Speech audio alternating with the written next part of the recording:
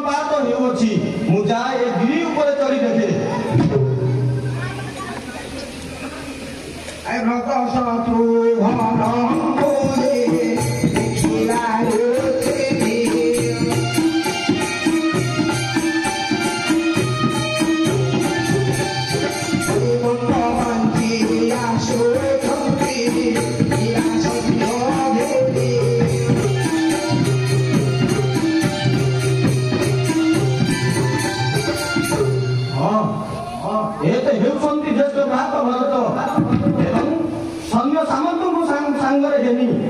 प्रभु सहित युद्ध करने ना किसी अघटन घटवा पूर्व मोर प्रभु को जन दिए।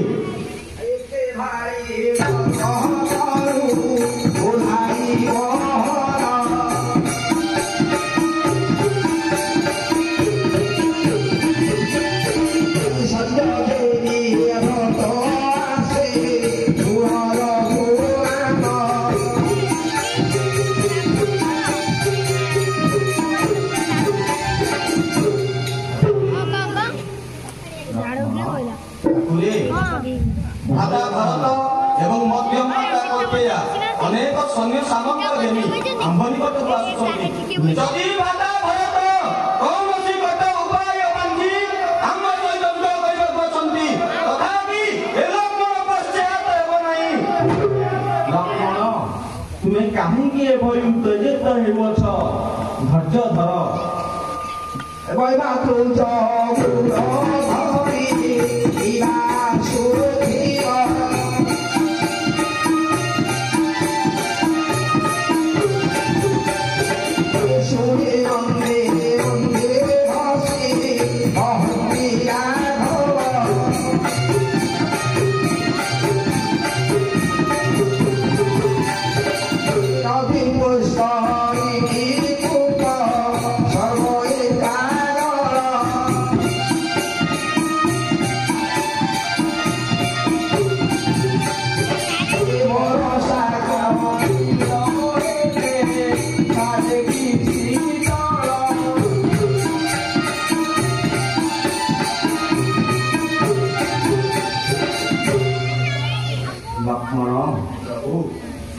उत्तेजित न होई धैर्यर सहित अपेक्षा कर। देखिब लक्ष्मण, जदि भरत सेना सैन्य मानू संगतरे घेनी एठाकू आसुअछि ताहाले से निश्चिंत आमको फेराई नेबाई आसुथिब, आम सहित युद्ध करने नुहे। लक्ष्मण, नदी पुष्करिणी कूप सर्वे एकादल से जदि किसी वर्षा जल मिसी जाए से केबे तार शीतलता छाड़ी न थाए। लक्ष्मण सुनी सिरे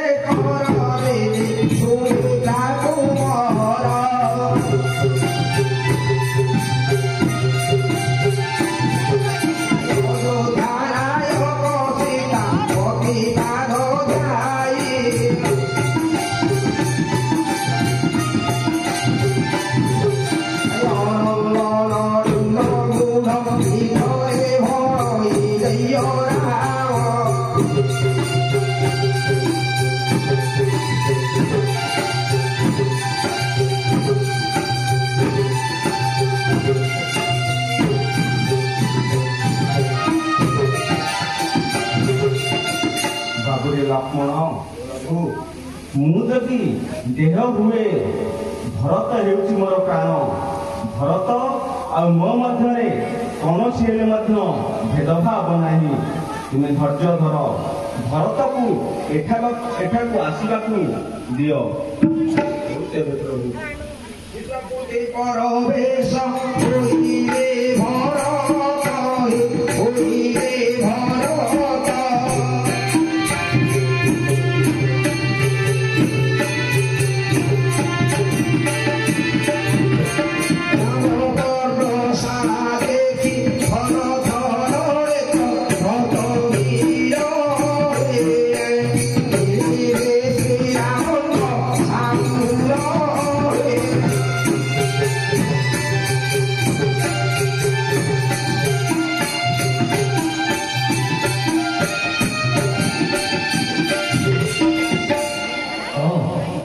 କହିବା ଅନୁସାରେ ଏଇ ତ ସେଇ କର୍ଣ୍ଣଶାଳା।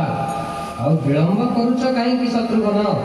ଚାଲ ଭ୍ରାତାଙ୍କ ସହିତ ସାକ୍ଷାତ କରିବା।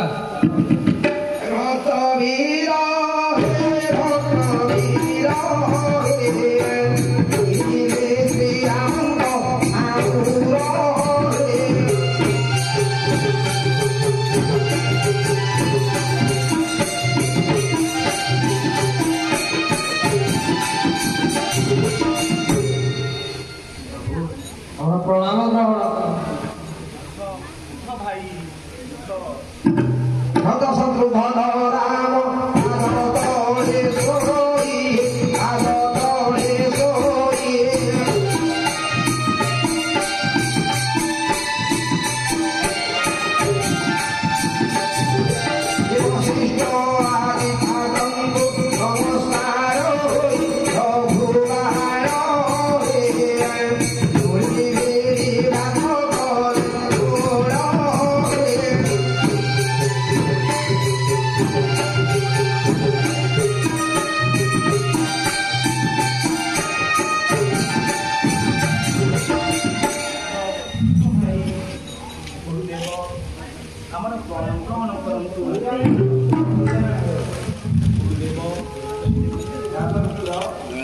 ଅସମୟରେ ଏ ଅରଣ୍ୟକୁ କାହିଁକି ସମସ୍ତେ ଆସିଅଛ? ଅଯୋଧ୍ୟାର ସର୍ବକୁଶଳ ତ?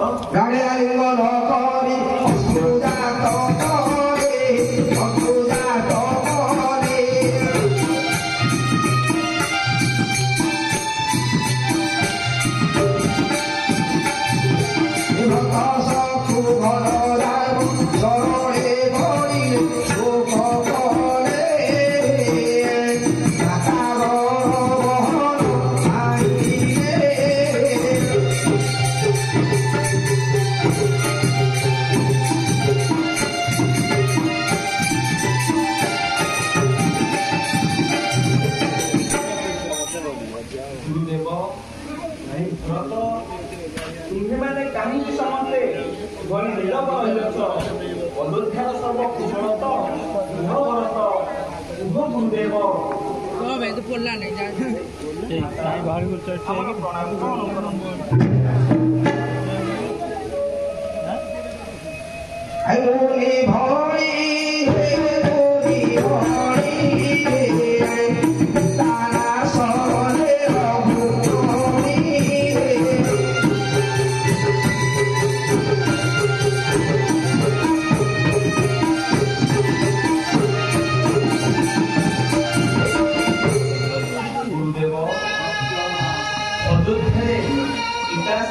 ସର୍ବକୁଶଳ ତ? ବାବା ରାମଜୀ, ଆପଣ ଯେତେବେଳେ ବନସ୍ଥ ଚାଲିଗଲେ ଆପଣଙ୍କର ପିତା ଦେହତ୍ୟାଗ ହେଇଛନ୍ତି। ରାମ ନାମ ଘୋର କଳିଯୁଗେ ଦିବ୍ୟା ଆପଣଙ୍କୁ ନେବା ପାଇଁ ଆମେ ଭରତ ଏବଂ ସୈନ୍ୟ ସାମନ୍ତ ସମସ୍ତ ଗୁରୁଦେବ ଆପଣ ଏ କଣ ଶୁଣାଉଛନ୍ତି? ଗୁରୁଦେବ ମୋର ପିତାଶ୍ରୀଙ୍କର ଦେହାନ୍ତ କରିସାରିଛି। ତୁମେ କଣ କର ବିଧାତା? ତୁମେ କଣ କର? ବାବା ରାମଜୀ, ଶୁଣିଲ ଶ୍ରୀ ରାମଚନ୍ଦ୍ର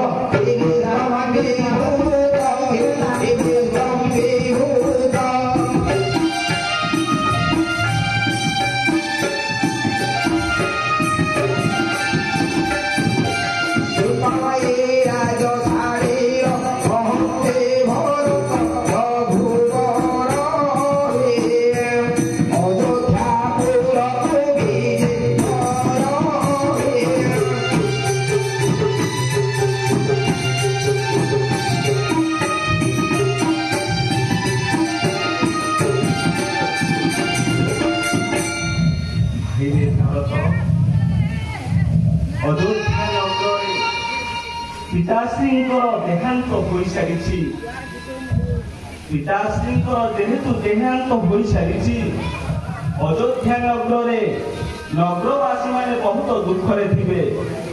ଏ ସମୟରେ ତୁମେ ଅଯୋଧ୍ୟାରେ ରହିବା କଥା, ପ୍ରଜାମାନଙ୍କୁ ସାନ୍ତ୍ୱନା ଦେବା କଥା, କିନ୍ତୁ ତୁମେ ଏ ଅସମୟରେ ତୁମେ କାହିଁକି ଏଠାକୁ ଆସିଛ ଭରତ? ତୁମେ କାହିଁକି ଏଠାକୁ ଆସିଛ? ଅଯୋଧ୍ୟାକୁ ଫେରି ଚାଲନ୍ତୁ ଠାକୁରେ। ଅଯୋଧ୍ୟାର ରାଜସିଂହାସନରେ ବସିବା ପାଇଁ ମୁଁ ଯୋଗ୍ୟ ନୁହେଁ ଠାକୁରେ। ଆପଣ କାହିଁକି ଅଯୋଧ୍ୟା ଛାଡ଼ି ଆସିଛନ୍ତି? ଚାଲନ୍ତୁ ଠାକୁରେ, ଅଯୋଧ୍ୟାକୁ ଫେରିଯିବା। ରଘୁବର ହେ ରଘୁବର ହେ ଅଯୋଧ୍ୟାପୁରକୁ ନିକର ହେ।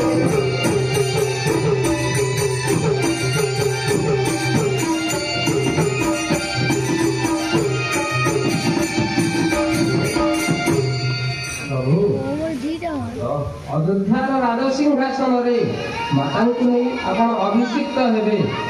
ଆଉ ବିଳମ୍ବ କରନ୍ତୁ ନାହିଁ ପ୍ରଭୁ, ଚାଲନ୍ତୁ ଚାଲନ୍ତୁ ଅଯୋଧ୍ୟାକୁ ପ୍ରତ୍ୟାବର୍ତ୍ତନ କରିବା। ମାତାଙ୍କ ଗର୍ଭରେ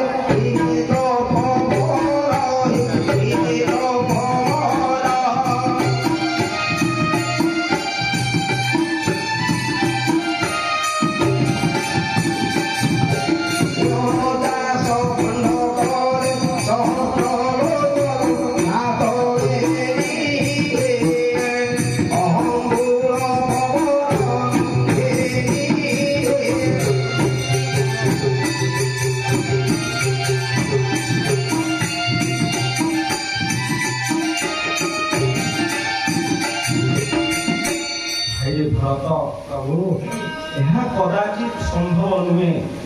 ମୁଁ ଏ ଅରଣ୍ୟ ଛାଡ଼ି କେବେ ହେଲେ ମଧ୍ୟ ଅଯୋଧ୍ୟାକୁ ଯାଇପାରିବି ନାହିଁ।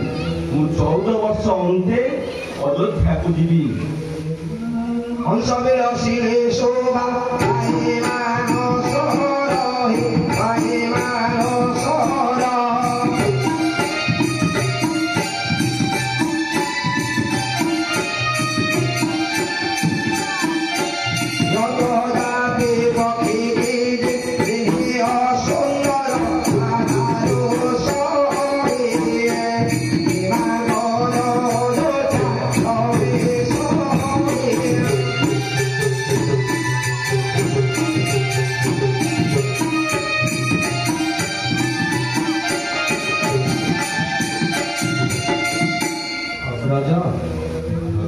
ମନସରରେ ହଂସ କ୍ରୀଡ଼ା କଲେ ଯେଉଁ ସୌନ୍ଦର୍ଯ୍ୟ ଉତ୍ଫୁଲ୍ଲିତ ହୋଇଥାଏ, ଅନ୍ୟ ଯେଉଁ ପକ୍ଷୀ କ୍ରୀଡ଼ା କଲେ କଣ ତାହା ଶୋଭା ପାଇଥାଏ?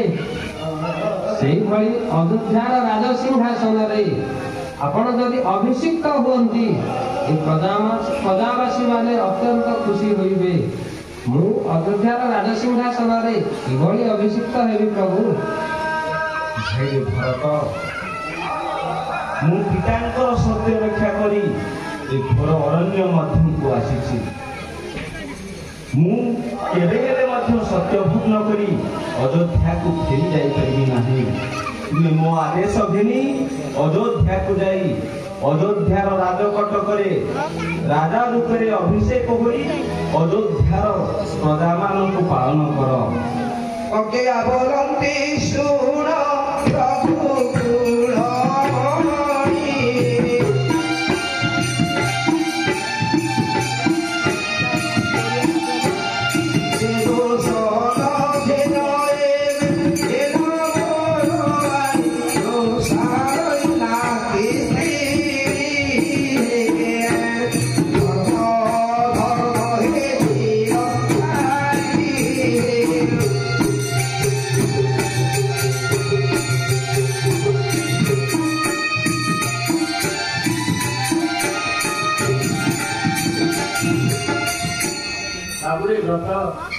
ଜନନୀ, ତୁମେ ରାମଙ୍କୁ ଯେତିକି ସମ୍ବର୍ଦ୍ଧନା ଦେଲାଣି ସେ ତ ବୁଝି ସାରିଛନ୍ତି। ମୁଁ ଯାଇ ରାମଙ୍କୁ ଅପେକ୍ଷା କର।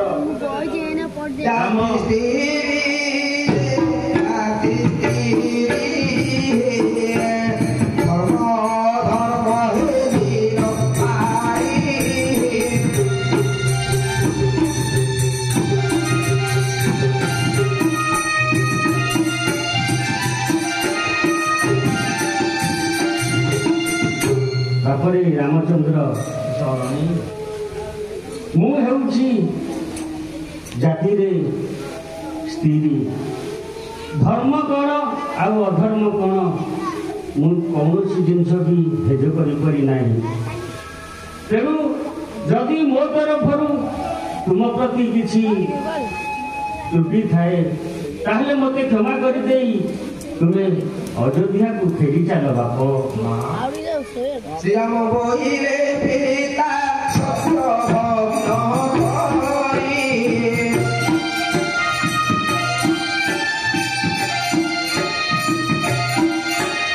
ବାହୁଡ଼ିବାକୁ କହୁଛ ଅବିଚାର କରି ପିତା ଭାଇ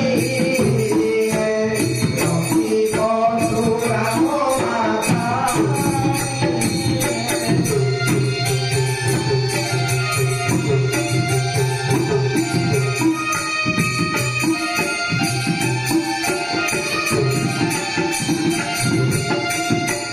ମା ରାମ ଆପଣ ଏ କିଭଳି ଅବିଚାର କଥା କହୁଛନ୍ତି ମା? ମୁଁ କିଭଳି ମୋର ପିତାଙ୍କର ସତ୍ୟ ଭଗ୍ନ କରି ପୁନର୍ବାର ଅଯୋଧ୍ୟାକୁ ଫେରିଯିବି? ଆପଣ ଜାଣିଛନ୍ତି ମା ରାମ, ପିତାଙ୍କର ବଚନକୁ ରକ୍ଷା କରିବା ପାଇଁ ପରଶୁରାମ ତାଙ୍କର ମାଙ୍କର ଶିରଚ୍ଛେଦନ କରିବା ପାଇଁ ତିଳେ ମାତ୍ର ପଶ୍ଚାତାପ କରିନଥିଲେ। ମୁଁ ସୂର୍ଯ୍ୟବଂଶର ଦାୟକ ହୋଇ କିଭଳି ସୂର୍ଯ୍ୟବଂଶରେ କଳଙ୍କ ଲାଗିବାକୁ ଦେବି? ମୁଁ କିଭଳି ପିତାଶ୍ରୀଙ୍କର ସତ୍ୟଭଗ୍ନ କରିବି? ନା ମା, ମୁଁ କେବେ ହେଲେ ମଧ୍ୟ ଅଯୋଧ୍ୟାକୁ ଫେରି ଯାଇପାରିବି ନାହିଁ। ରାମ ପ୍ରଭୁ ଯଦି ଆପଣ ପିତୃସତ୍ୟା ପାଳନ କରି ଅଯୋଧ୍ୟାକୁ ନ ଫେରିବେ, ମୁଁ ମଧ୍ୟ ଆସିବା ସମୟରେ ମାତାଙ୍କୁ ବଚନ ଦେଇଛି, ମୁଁ ମଧ୍ୟ ଏ ଅରଣ୍ୟରୁ ଅଯୋଧ୍ୟାକୁ ଫେରିବି ନାହିଁ। ଅସାବସ୍ତ୍ର ପିନ୍ଧି ଅରଣ୍ୟ ମଧ୍ୟରେ ଶବର ପ୍ରାୟ ବସବାସ କରିବି।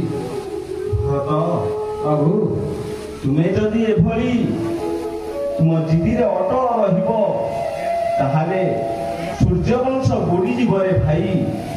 ପ୍ରଜାମାନେ ବିଚଳିତ ହେବେ, ସେମାନଙ୍କୁ ସାନ୍ତ୍ୱନା ଦେବ କିଏ? ମୋର ଆଜ୍ଞା ଘେନି ତୁମେ ଅଯୋଧ୍ୟାକୁ ଫେରିଯାଅ। ଠାକୁରେ, ମୁଁ ଯେବେ ଅଯୋଧ୍ୟାକୁ ଯିବି ତାହେଲେ ଅଯୋଧ୍ୟାରେ ଅଭିଷେକ ହେବ କିଏ? ହେ ଭରତ, ତୁମେ ଅଯୋଧ୍ୟାକୁ ଯାଇ 14 ବର୍ଷ ପାଇଁ ଏହି ରାଜ୍ୟଭାର ସମ୍ଭାଳ। ମୁଁ 14 ବର୍ଷ ଅନ୍ତେ ଅଯୋଧ୍ୟାକୁ ଯାଇ ତୁମଠାରୁ ସେ ରାଜ୍ୟଭାର ମୁଁ ଭରତକୁ ସୁଧିଲା ଯେ ଆକାଶରୁ ବାହାରି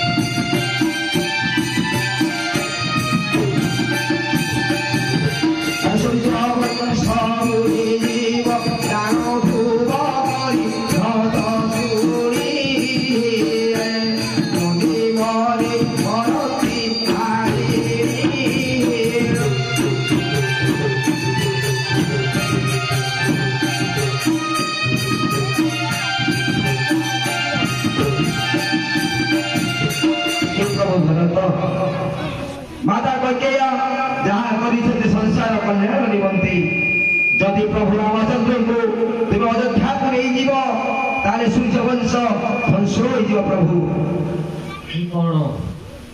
ଏ କଣ କର୍ଣ୍ଣପାତ ହେଲା? ସତରେ କଣ ମୋର ମାତା କୈକେୟୀ ଅବିଚାର କରିନାହାନ୍ତି? ବ୍ରତ ଶୁଣି ବ୍ରତ ଶୁଣି ମୁନି ଘରେ କରନ୍ତି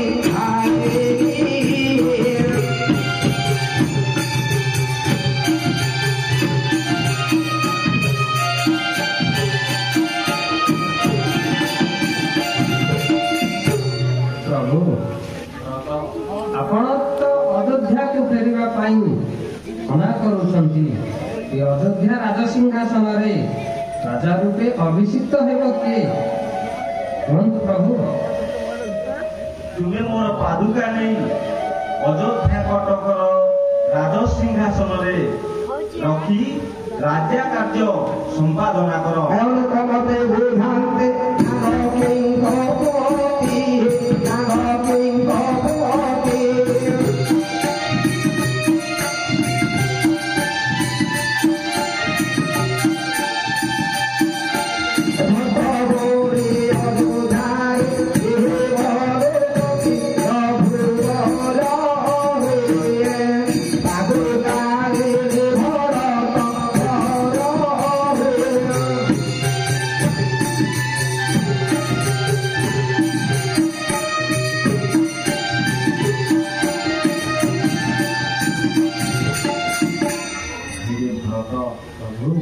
ତୁମେ ଯଦି ଅଯୋଧ୍ୟାରେ ରାଜା କାର୍ଯ୍ୟ ସମ୍ପାଦନ ନ କରିବ ତାହେଲେ ଏ ସୂର୍ଯ୍ୟବଂଶ ବୁଡ଼ିଯିବରେ ଭାଇ। ଭାଇରେ ଭରତ ପ୍ରଭୁ, ମୋର ଗୋଟିଏ ଉପଦେଶ ସଦା ସର୍ବଦା ମନେ ରଖିବ। ପିତାଶ୍ରୀ ଥିଲେ ପ୍ରଜା ଅଚଳ। ପିତାଶ୍ରୀ ଯେଉଁଭଳି ପ୍ରଜାମାନଙ୍କୁ ତାଙ୍କର ପୁତ୍ର ଭଳି ଦେଖୁଥିଲେ, ତୁମେ ମଧ୍ୟ ପ୍ରଜାଙ୍କୁ ତୁମର ପୁତ୍ର ଭଳି ଦେଖିବ। ତାଙ୍କ ମଧ୍ୟରେ କେବେ ହେଲେ ମଧ୍ୟ ଭେଦଭାବ ରଖିବ ନାହିଁ। ଯାଅ ଭରତ, ଏଇ ମୋର ପାଦୁକା ନେଇ ଅଯୋଧ୍ୟାକୁ ଯାଅ। ପ୍ରଭୁ ଆଜ୍ଞା ଶିରଧାର୍ଯ୍ୟ ପ୍ରଭୁ।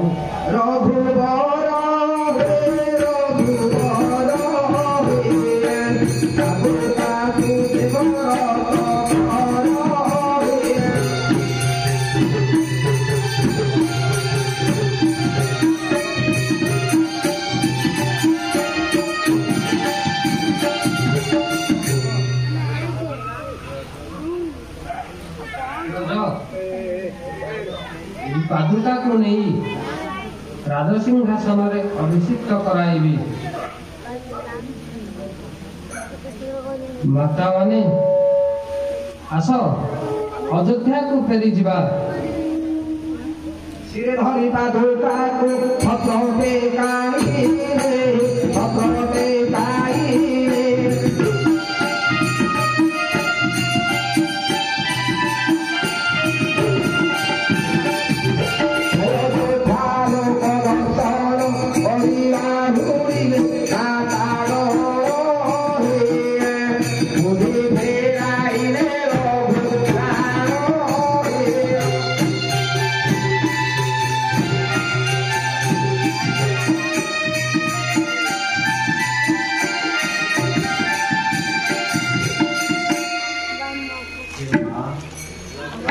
ତୁମ୍ଭେମାନେ ମଧ୍ୟ ଅଯୋଧ୍ୟାକୁ ଫେରିଯାଅ।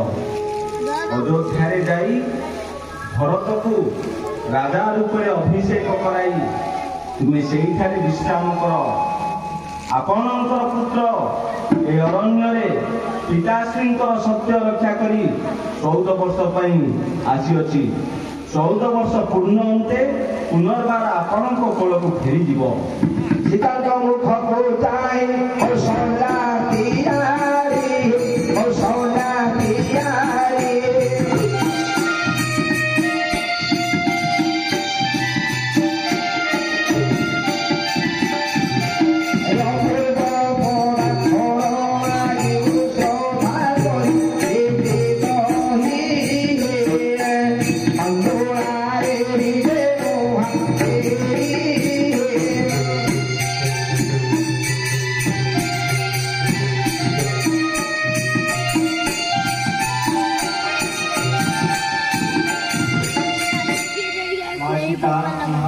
ଅରଣ୍ୟ ମଧ୍ୟରେ ଅନେକ ହିଂସ୍ରଜନ୍ତୁ ଏବଂ ରାକ୍ଷସ ମାନେ ବସବାସ କରନ୍ତି। ଅନେକ ମାୟାବୀ ରଚନା କରିପାରନ୍ତି ସେମାନେ। ତୁମେ ଅପୂର୍ବ ପଦାର୍ଥ ଦେଖି କେବେ ହେଲେ ମନରେ ଲାଳସିତ ଜାଗୃତ କରିବ ନାହିଁ। ଏତେ କହି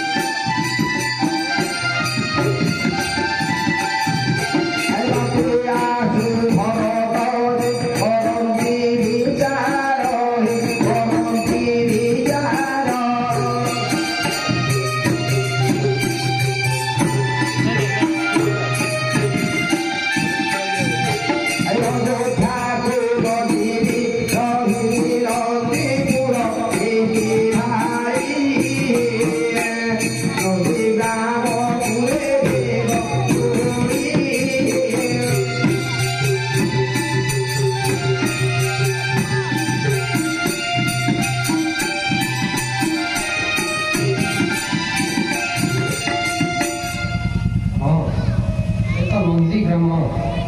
ମୁଁ କାହିଁକି ଅଯୋଧ୍ୟାକୁ ଫେରିବି? ମୁଁ ତ ଅଯୋଧ୍ୟାରୁ ଆସିବା ସମୟରେ ମାତାଙ୍କୁ ବଚନ ଦେଇଥିଲି ପ୍ରଭୁଙ୍କୁ ପୁନର୍ବାର ଅଯୋଧ୍ୟାକୁ ଫେରାଇ ଆଣିବି ବୋଲି। ତାହାକୁ ମୁଁ ସମ୍ପାଦନ କରିପାରିଲି ନାହିଁ। କାହିଁକି ଅଯୋଧ୍ୟାକୁ ଫେରିବି? ହଁ, ଏଇଠାରେ ପ୍ରଭୁଙ୍କର ପାଦୁକା ରଖି ପୂଜା କରୁଥିବି। ପ୍ରଭୁ 14 ବର୍ଷ ଅନ୍ତେ ତେବେ ଅରଣ୍ୟ ସାରି ଏହି ନନ୍ଦୀଗ୍ରାମ ଦେଇ ଅଯୋଧ୍ୟାକୁ ଯିବେ। ମୁଁ ପ୍ରଭୁଙ୍କୁ ସଙ୍ଗତରେ ନେଇ ଅଯୋଧ୍ୟାକୁ ଯିବି। ପ୍ରଜାମାନେ, ମୁଁ ଏଇଠାରେ ରହି ପ୍ରଭୁଙ୍କର ପାଦୁକା ପୂଜା କରୁଥିବି। ତୁମେ ସମସ୍ତେ ଭାଇ ଶତ୍ରୁଘ୍ନ, ତୁମେ ମାତାମାନଙ୍କୁ ନେଇ ଅଯୋଧ୍ୟାକୁ ଫେରିଯାଅ। 14 ବର୍ଷ ଅନ୍ତେ ଯେବେ ପ୍ରଭୁ ଏହି ବାଟ ଦେଇ ଅଯୋଧ୍ୟାକୁ ପ୍ରତ୍ୟାବର୍ତ୍ତନ କରୁଥିବେ, ମୁଁ ସେହି ସମୟରେ ପ୍ରଭୁଙ୍କୁ ନେଇ ଅଯୋଧ୍ୟାକୁ ଫେରିବି।